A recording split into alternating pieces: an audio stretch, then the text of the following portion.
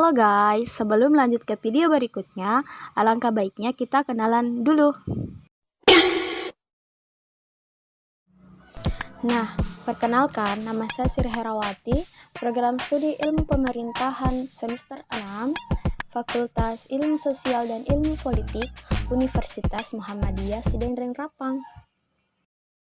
Nah, pada video kali ini bertujuan untuk menyelesaikan salah satu tugas dosen saya dengan tugas rangkuman materi mengenai kebijakan publik.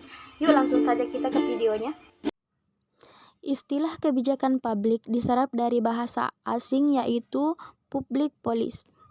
Kebijakan publik merupakan modal utama yang dimiliki pemerintah untuk menata masyarakat dalam berbagai aspek kehidupan. Kebijakan publik ini secara otomatis akan berdampak langsung dengan kehidupan sehari-hari masyarakat dalam suatu negara. Tujuan pembuatan kebijakan publik pada dasarnya untuk mewujudkan ketertiban dalam masyarakat, melindungi hak-hak masyarakat, mewujudkan ketentraman dan kedamaian dalam masyarakat, dan pada akhirnya untuk mewujudkan kesejahteraan masyarakat. Dampak positif dari hasil kebijakan publik yaitu setiap orang dapat memberikan aspirasi atau pendapatnya. 2. Dapat bertatapan muka secara langsung. Dan 3. Dapat memberikan alasan secara bebas. Nah, contoh kebijakan publik yang kita rasakan pada saat ini yaitu kebijakan mengenai PPKM yang dihapuskan. Nah, hal itu membuat kita merasa senang.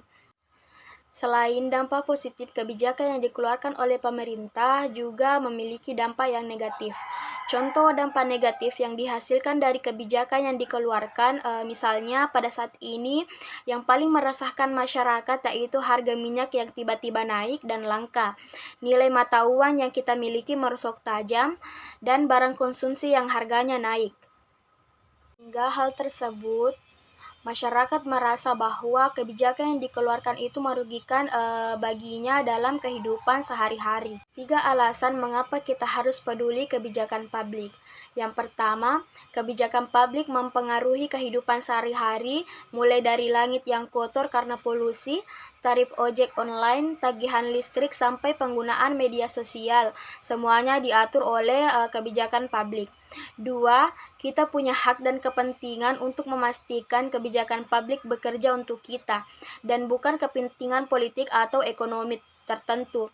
Sebagai negara demokrasi, kita punya hak untuk memilih dan memastikan bahwa pemerintah memprioritaskan kesejahteraan kita dan membuat keputusan yang terbaik untuk rakyatnya. Yang ketiga, cobaan abad ke-21 lebih kompleks dan butuh kolaborasi lintas sektor dari penanganan pandemi, krisis iklim, sampai transisi digital.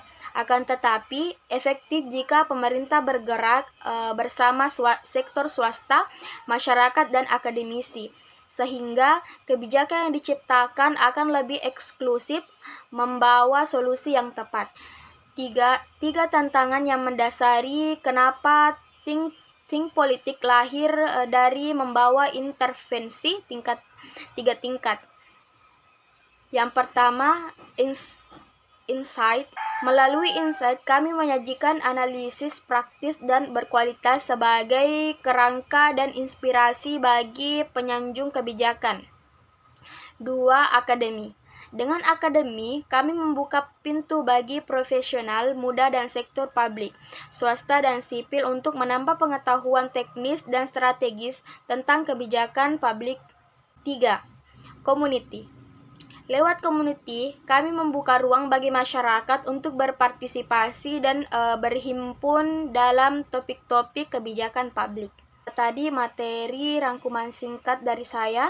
Semoga bermanfaat dan memberikan pelajaran bagi kita semua, dan jangan bosan untuk menonton video yang seadanya ini, dan see you next time guys.